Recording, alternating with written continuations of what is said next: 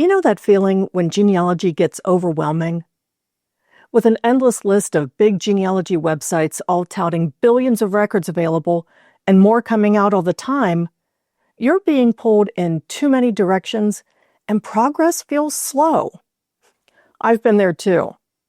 But when I made one tiny shift in how I start my research, it made genealogy feel so much less frustrating.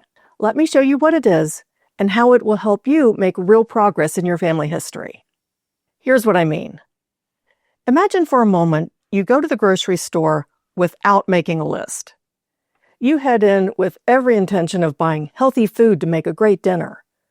But instead, you go down the aisles and start picking up whatever food looks good. Then that evening, you open up the refrigerator and think, there's nothing to eat. Hi, I'd like to order a large pepperoni and mushroom pizza. The problem wasn't that you didn't try, and it's not that you didn't spend time in the grocery store.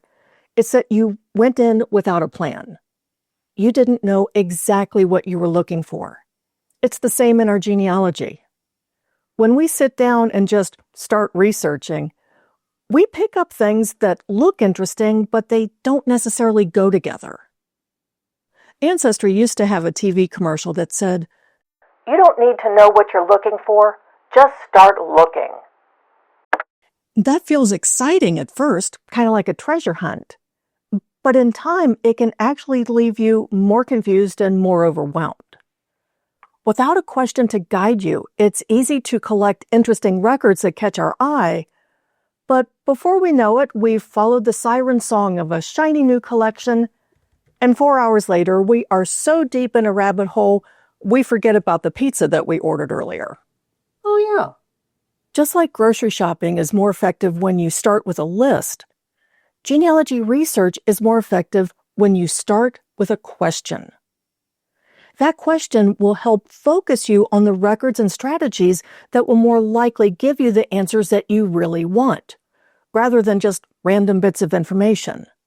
But there's a trick to asking questions so that they're effective. Let's start with this. Is it a question or is it a goal? Take this example. Where did all of my immigrant ancestors come from? Now that sounds like a question, and technically it is, but it's really more of a goal.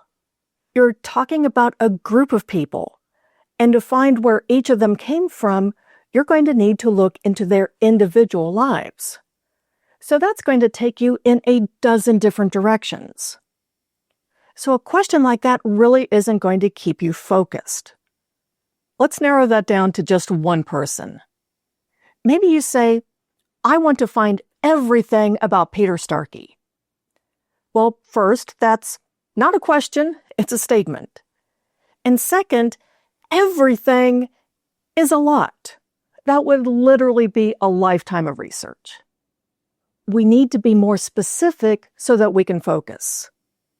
In my experience as a professional genealogist, I've seen that getting specific is something that a lot of people struggle with. You might have seen posts like this in various Facebook genealogy groups or other places online. A couple of paragraphs with lots of background, and then the person asks, "Can you help?"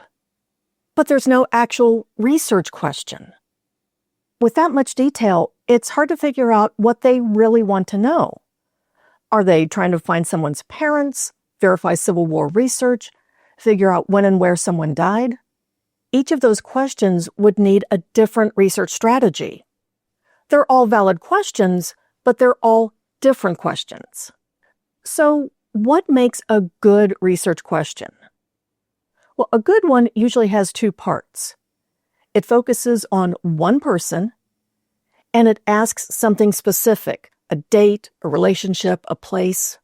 A focused question will help guide what records you look for and what information you need to find, just like that shopping list guides your way through the grocery store.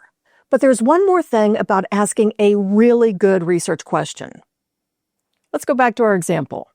Suppose you ask, was Peter Starkey the son of Nathan and Jane Starkey? Now that sounds like a good research question. It's focused, it's specific, great. But even a solid-looking question like this can still cause problems if you're not careful. Let me show you what I mean. Your best friend texts and asks you if you want to go to the lake next weekend. You say, absolutely. You check your favorite weather app and you see sunshine in the forecast for the lake. Well, the night before the trip, you pack everything. Your swimsuit, your sunglasses, your favorite sundress. You get to the lake and it's pouring. You fell into the trap of confirmation bias. Confirmation bias is when we already believe or want something to be true. And when we find information that supports that belief, we stop looking. We take it as confirmation and move on. That forecast you saw when your best friend texted matched what you hoped for, so you didn't look anymore and didn't see that the forecast had changed. We do the same thing in genealogy. If you ask, is Peter the son of Nathan and Jane, your brain starts to look for evidence to confirm that. You'll pay more attention to the records that support that answer and overlook the records that don't. But in genealogy, we need to weigh all of the information, even the things that contradict our theory. To get around confirmation bias, keep your questions neutral. Rather than, is Peter the son of Nathan and Jane, ask, who were Peter's parents? This will help you keep an open mind when you're finding and evaluating sources. It's the evaluation process that leads to accurate results. Click on this video to see how to evaluate what you're finding so that you discover the real stories of your ancestors.